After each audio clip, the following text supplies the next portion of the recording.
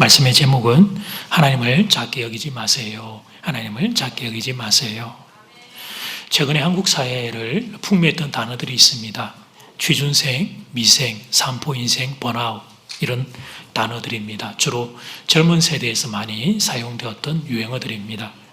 한결같이 부정적인 단어들이고 살아가는 게 고달파서 생긴 용어들입니다. 단어들 속에서 젊은이들의 한숨 소리가 들려오는 것 같습니다. 남들이 누리는 것을 나만 누리지 못해서 상대적인 빈곤감으로 마음 아픈 그런 사람들이 있습니다. 세상이 너무 화려하니까 상대적인 박탈감이 더욱더 심해집니다. 이를 어떻게 하면 좋을까? 앞으로도 내다보면 이런 상대적인 박탈감은 더 심해질 것 같은데. 그런데 여러분, 과거에도 그런 시절이 있었습니다. 과거에도 그런 일들을 당했습니다. 저도 그런 세월을 살아왔고 배고파 굶주려 보았던 적이 있습니다. 대학 시절 서울에서 하루 한 끼로 그렇게 연명하고 살았던 그런 기억들도 있습니다. 그래서 지금 우리 젊은 그룹들의 고통과 번민 제가 조금은 압니다. 물론 그 내용의 모양들은 다르겠지만 그것으로 인하여 겪게 되는 마음의 아픔들은 조금은 압니다. 그때 이제 제가 어렵고 힘든 순간에 어른들에게 들었던 교훈이 있습니다. 젊어서 고생은 사서도 한다. 그런데 저희 이야기를 야속하게 듣지 않으시면 좋겠습니다. 이야기를 들으면서 우리 목사님 이제 늙으셨네. 공감제로다. 구시대 노인의 이야기를 우리 목사님 하신다. 그러면서 제 이야기를 밀어내지 않으시기를 바랍니다. 제가 지금 드리고 있는 말씀의 의도는 이런 것입니다. 다시 한번 시작해 보자는 것입니다. 다시 한번 용기를 내보자 말하는 것입니다. 가장 나쁜 게 뭐냐? 우리 답을 다 알아요. 인생길에서 가장 나쁜 게 뭐냐? 답을 알아요. 가장 나쁜 것은 포기입니다. 포기. 그래서 이 시점에서 제가 소개하고 싶은 단어가 있습니다. 그것은 자막을 보시면 그럼에도 불구하고 다시 시작합시다. 그럼에도 불구하고 다시 사랑합시다. 그럼에도 불구하고 다시 살아갑시다. 그런데 내 힘으로 목사님 안 돼요. 내 실력으로는 가능성이 없어요. 그런 분들이 있다면 그분들에게 소개해드릴 분이 있습니다. 그분은 창조주 하나님이십니다. 크신 하나님이십니다. 크신 하나님이 나의 하나님이 되어주기만 한다면 그럼에도 불구하고 다시 시작할 수 있을 것입니다. 얼핏 보면 1계명과 2계명은 같아 보입니다. 그런데 1계명이 다른 신을 금한 것이라면 2계명은 하나님을 과소평가하지 말라는 것입니다. 우상을 만들지 말라는 말씀은 하나님을 작게 여기지 말라는 것입니다. 첫 번째, 하나님을 작게 여기지 마세요. 같이 시작. 하나님을 작게 여기지 마세요. 창조주 하나님을 사람의 모습이나 짐승의 모습으로 형상화하는 순간 하나님은 평가절하가 됩니다. 인간이 아무리 조각을 잘해서 하나님을 형상화한다 하더라도 그것은 과소평가가 될 수밖에 없습니다. 미켈란젤로가 뛰어난 조각가이기는 하지만 그가 하나님을 형상화할 수는 없습니다. 미켈란젤로 또한 그가 피조물이기 때문에 그런 것입니다. 히브리서 3장 3절은 이 사실을 이렇게 전합니다. 그는 예수님은 모세보다 더욱 영광을 받을 만한 것이 마치 집 지은 자가 그 집보다 더욱 존귀함 같으니라. 집 지은 자가 예수님이면 집은 모세인 것입니다. 모세는 마치 집과 같은 존재입니다. 그런데 아름다운 그 모세의 인생의 집을 지은 창조주가 따로 계십니다. 그분은 여호와 하나님이십니다. 그분은 나의 구주 예수 그리스도 우리 주님인 줄 믿습니다. 그래서 하나님을 형상화하지 말라 한 것입니다. 그것은 하나님을 작게 만드는 행위이기 때문에 그렇습니다. 여러분, 어떤 큰 존재를, 소중한 존재를 작게 만드는 것은 얼마나 우리에게 치명적인 결과를 가져오는가를 한 가정의 예를 들어 말씀을 드려보겠습니다. 아이들이 보는 앞에서 아내가 남편을 하대하면 그것은 어리석은 행동입니다. 가만히 놔둬도 아빠를 향한 존경심은 작아지게 될 겁니다. 아이들이 키가 크는 만큼 아이들의 마음에 아빠를 향한 존경심은 작아집니다. 더군다나 이 세상이 어떤 세상입니까? 부모의 권위와 소중함을 깨트리는 세상 한가운데를 통과하는 중입니다. 그런데 엄마가 아빠를 깎아내린다. 그것은 참 어리석은 행동이 아닐 수 없습니다. 반대도 마찬가지입니다. 남편들도 아내를 함부로 대하면 안 됩니다. 남편이 아내를 함부로 대하면 자녀들도 엄마를 함부로 대합니다. 남편이 아내를 소중히 대해야 자녀들도 엄마를 소중히 대하는 것입니다. 그래서 지혜로운 사람들이 누굽니까? 배우자가 서로를 소중히 여기는 겁니다. 귀하게 여기는 겁니다. 그것은 서로 남편과 아내를 위해서도 좋은 일이지만 무엇보다 자녀 교육에 있어 이보다 좋은 길이 없는 것입니다. 교우 여러분, 여러분은 배우자가, 부부가 서로를 존중히 여기시기를 주 이름으로 축복합니다. 이런 차원에서, 이런 사람의 관계를 말씀드렸지만 하나님과 우리의 관계에서도 이런 차원에서 이 계명을 주신 것입니다. 4절 말씀, 너를 위하여 새긴 우상을 만들지 말고 또 위로 하늘에 있는 것이나 아래로 땅에 있는 것이나 땅 아래 물속에 있는 것에 어떤 형상도 만들지 말며, 어떤 형상도 만들지 말라고 하나님이 명령하셨습니다. 하나님은 사람의 손으로 만들 수 있는 분이 아니기 때문입니다. 우상을 만든다, 우상을 숭배한다는 것은 하나님을 과소평가하는 행위입니다. 이제 이런 질문을 하는 분이 계실 겁니다. 목사님 좋아요. 우상이 하나님을 축소시키는 일이라고 하는 건 인정하지만, 근데 하나님을 축소시킨다고 그게 뭐 그렇게 큰 문제가 된다는 일입니까? 이런 질문을 하는 분들이 계실 텐데, 자, 하나님을 축소시키면 우리 인생에 어떤 비극이 일어나는지를 말씀드려 보겠습니다. 사무엘상 30장을 가서 보면 다윗이 아말렉의 공격을 받습니다. 사울왕을 피해서 도망자의 삶을 살고 있던 그 다윗을 찾아온 마음이 상하고 무너진 사람들이 함께 다윗과 함께 작은 공동체, 시글락 공동체를 이루며 살고 있었습니다. 그런데 다윗이 그 땅을 빌려 살고 있었기 때문에 그 땅의 주인들이 블레셋과 전투를 나가면서 다윗과 그 무리들의 도움을 요청했고, 다윗은 그래서 남자 군사들과 함께 그 블레셋과의 전투를 가기 위하여 공동체를 잠시 비워두고 떠나 다녀왔습니다. 근데 그 사이에 갔다 와서 보니까 그 공동체, 시글락 공동체 그것만 아말렉에게 약탈을 당해버렸던 것입니다. 다윗의 가족들과 그리고 자기를 따라다녔던 부하의 가족들이 모두가 다 납치를 당했습니다. 도망자의 삶을 살면서, 사울왕을 피해 도망자의 삶을 살며 그나마 다윗과 그의 사람들이 가지고 있었던 인생의 마지막 전부였습니다. 땅도 없는 사람들, 재산도 비축할 수 없는 사람들, 그 상하고 무너진 마음에 그나마 그들이 서로 위로를 받고 살아갔던 사랑하는 가족들이 몽땅 다 납치를 당해버렸던 것입니다. 그 절망은 상상을 초월했습니다. 살아야 될 힘이 생기지를 않았어요. 다윗도 그랬고 다윗의 사람들도 그랬습니다. 그때 다윗의 사람들이 돌을 들고 다윗을 때려 죽이려고 합니다. 다윗이 좋아서, 다윗을 찾아와서 그 수많은 인생의 어려움들을 함께 통과했던, 누구보다도 다윗을 사랑했던 이들이 돌을 들고 다윗을 죽이려고 해요. 왜냐하면 가만히 보니까 다윗은 저주를 가져오는 인생처럼 보였던 것입니다. 그의 가족, 나의 가족들을 잃어버린 앞에서 다윗의 사람들이 그렇게 생각했던 거예요. 누가 봐도 그렇게 생각할 수 있는 순간이었습니다. 이 절체절명 위기의 순간에 다윗이 하나님 앞에 엎드립니다. 그리고 하나님께 기도를 드립니다. 기도하는데 그에게 일어났던 놀라운 일은 그가 하나님을 힘입고 용기를 얻게 된 것입니다. 사무엘상 30장 6절은 우리 말씀이 되면 좋겠는데 같이 시작.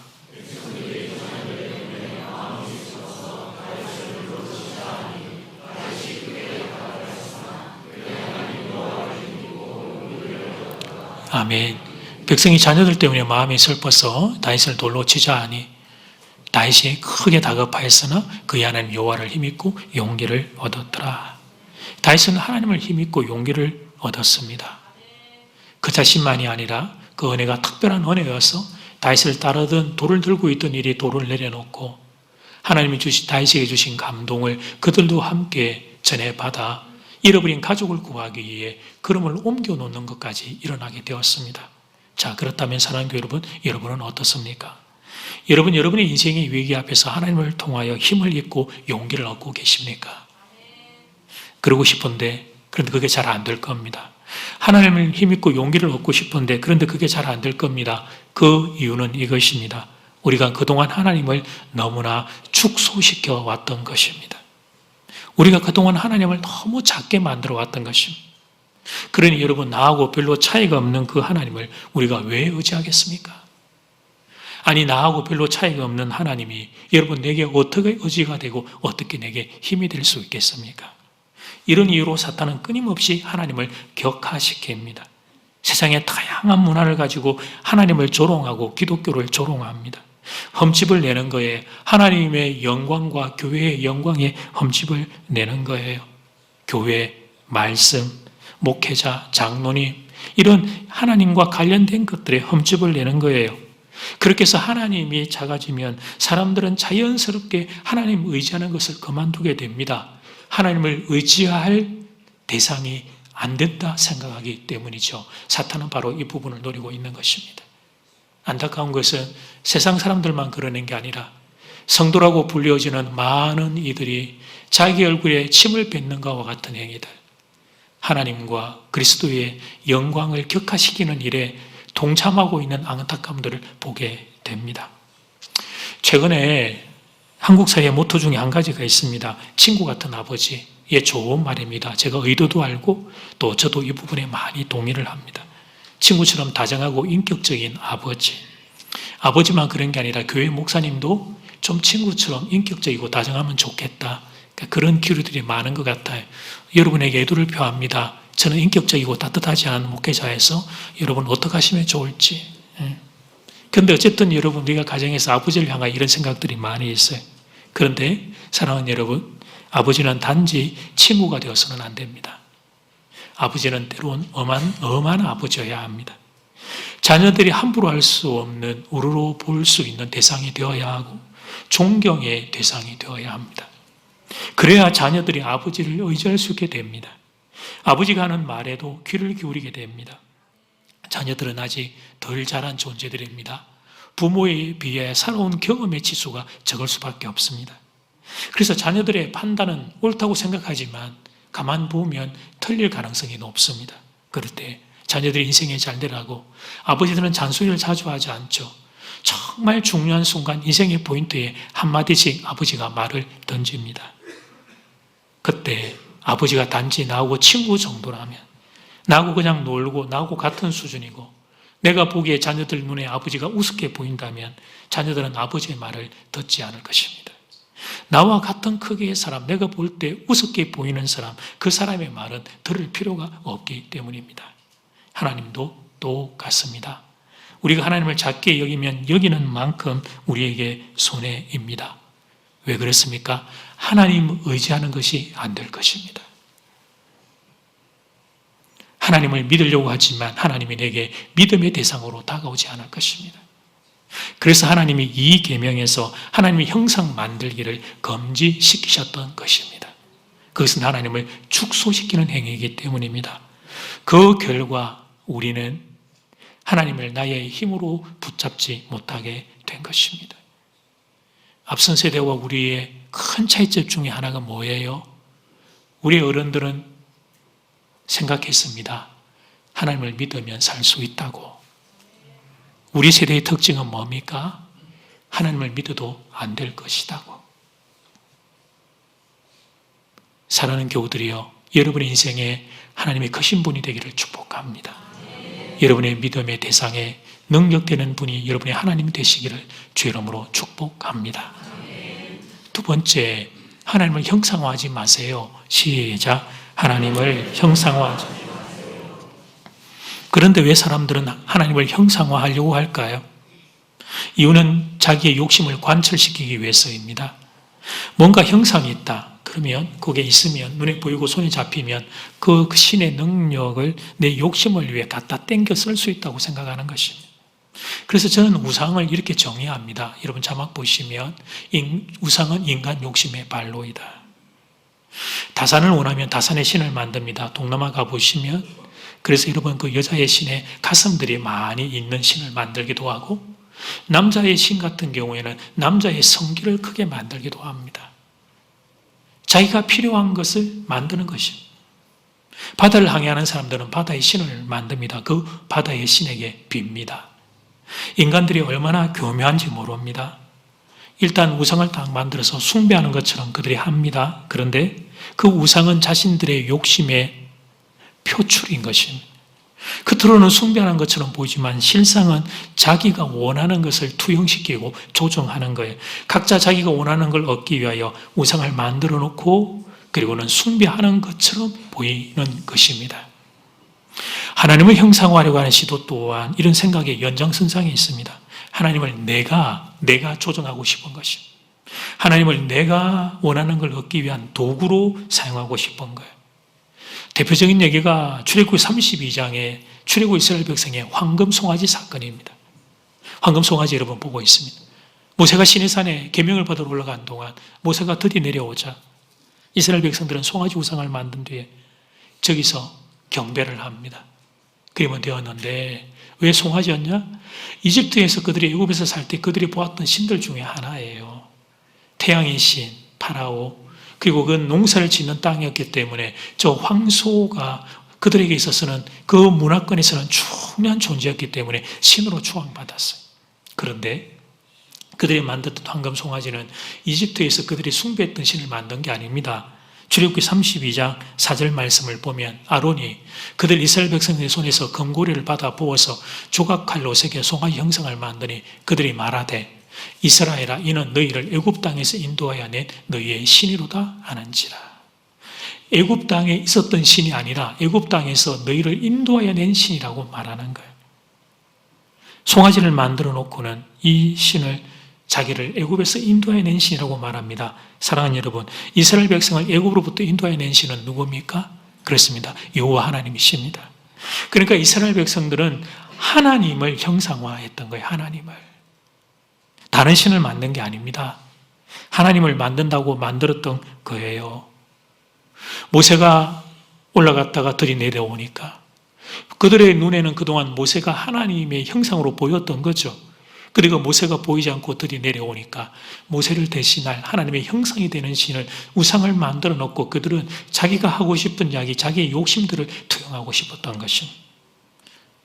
그 이스라엘 백성들의 마음을 저 출애굽기 말씀 시작되는 그 송아지 사건의 본문의 첫 출애굽기 32장 1절은 그 사실을 이렇게 적시하고 있습니다. 백성이 모세가 산에서 내려옴이 드림을 보고 모여 백성이 아론에게 이르러 말하되 일어나라 우리를 위하여 우리를 인도할 신을 만들라. 이 모세 곧 우리를 애굽 땅에서 인도해 낸 사람은 어찌 되었는지 알지 못함이니라. 9절에서 3번 반복되는 단어가 있습니다. 그것은 우리를이라는 단어입니다. 그러니까 우리를 위해 하나님을 형상화하는 우상을 만들었던 것입니다. 사람은 어쩔 수 없이 자기 중심적인 존재입니다. 그런데 하나님과의 관계도 그렇게 생각하는 게 비극입니다. 하나님이 이끌어 가시는 대로 살기보다는 내가 원하는 대로 하나님을 끌고 가려고 합니다. 이것이 자아를 가지고 있는 모든 인생들의 비극이 되는 것입니다. 그래서 하나님을 하나님 되게 하는 것은 쉬운 일이 아닙니다. 하나님은 창조주고 나는 피조물이라 이 자리매김하는 것은 정말 어려운 일이 되는 거예요. 첫 인류 아담과 하와가 실패했던 게 바로 이 과목이었던 것입니다. 자아를 가지고 있기 때문에. 자, 본문 말씀의 의미는 우리가 깨달았습니다. 이 일은 이토록 어려운 일이기 때문에 당연하지만 피조물이 창조주를 인정하는 게 당연하지만 자아를 가지고 있는 피조물이 하나님을 하나님으로 인정하는 일은 이토록 어렵고 내가 하나님의 자리로 올라가고 싶어 하나님을 작게 여기는 게 인생이기에 이렇게 사는 이들에게 한 가지 약속을 하셨습니다. 하나님을 하나님으로 인정하고 이 계명을 지키는 자에게 다음과 같은 복을 주겠다 말씀하셨습니다. 6절 말씀은 같이 읽어볼까요? 시작. 나를 사랑하고 내 계명을 지키는 자에게는 천대까지 은혜를 베푸느니라. 아멘. 하나님을 사랑하는 사람들, 그래서 하나님의 이 계명의 말씀을 오해하지 않는 사람들, 이 말씀을 귀한 말씀으로 붙잡고 사는 이들에게는 천대까지 은혜를 베푼다 약속하셨습니다. 여러분이 이 복 받으시길 바랍니다. 여러분의 가정이, 여러분의 자녀가, 우리 교회가, 이 나라, 이 민족이 천대까지 이 은혜와 복을 받게 되기를 간절히 소원합니다. 우리 삶에 일어나는 많은 비극은 우리 각자가 자기 생각에 옳은 대로 살기 때문이에요. 이제 여러분 중요한 사실을 깨달았을 것입니다. 내가 이만큼밖에 살지 못했던 것은 그동안 내 마음대로 살았기 때문이라는 사실을, 그리고 반대로 내가 이만큼이라도 살 수 있었던 것은 그래도 예수님께 순종한 순간이 있었다는 사실을 깨닫게 되었을 것입니다. 하나님을 왕으로 인정해 드리십시오. 끄집어 내린 하나님을 다시 왕자에 올리는 여러분이 되기를 주의 이름으로 축복합니다. 결론입니다. 그렇게 하나님을, 예수님을 왕으로 인정할 때 하나님의 은혜와 영광을 경험하는 성경의 실제 사례 중에 한 가지, 누가복음을 7장을 보면 로마 백부장이 등장합니다. 당시 로마는 지중해 연안의 패권 국가였습니다. 군대 편제를 100명 단위로 했습니다. 그걸 모아서 또 천부장 이렇게 세우기도 했습니다. 이 기초 단위가 되는 이 부대의 100명의 로마 군사의 장교를 백부장이라고 부르는데, 백부장의 그림을 보겠습니다. 딱 그때의 그림은 아니겠지만 그냥 느낌을 우리가 가져보도록 하면 되겠어요. 백부장은 로마 시민권자여야 했습니다. 그의 출생시가 어디일지라도 그는 로마 시민권을 획득한 로마 시민권자여야 했습니다. 그리고 로마에 대한 충성심이 확인되어야 했고, 그래서 그에게는 엄청난 파워와 힘이 실려 있었습니다. 그러므로 이 백부장이 점령하고 있었던 점령지에서 로마 백부장의 파워는 엄청난 것이었습니다.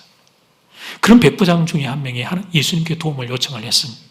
자신의 종이 병들어 죽게 되었다고 도움을 요청한 것이었습니다. 점령군 장교가. 당시 예수님은 무명의 랍비, 젊은 랍비, 30의 랍비셨습니다. 이 비점령지의 무명의 젊은 랍비 예수에게 도움을 요청한 거예요. 그 요청을 듣고 예수님이 백부장의 집을 향해 걸어가기 시작하셨습니다. 그때 백부장이 또 사람을 보내어 이렇게 말합니다. 누가복음 6장 6절 하반절 말씀. 백부장이 벗들을 보내어 이르되 주여 수고하시지 마옵소서. 주님이라고 불러요. 내 집에 들어오심을 나는 감당하지 못하겠나이다. 이어지는 여러분 7절 말씀. 그러므로 내가 주님께 죽게 나아가기도 감당하지 못할 줄을 알았나이다. 말씀만 하사 내 하인을 낫게 하소서.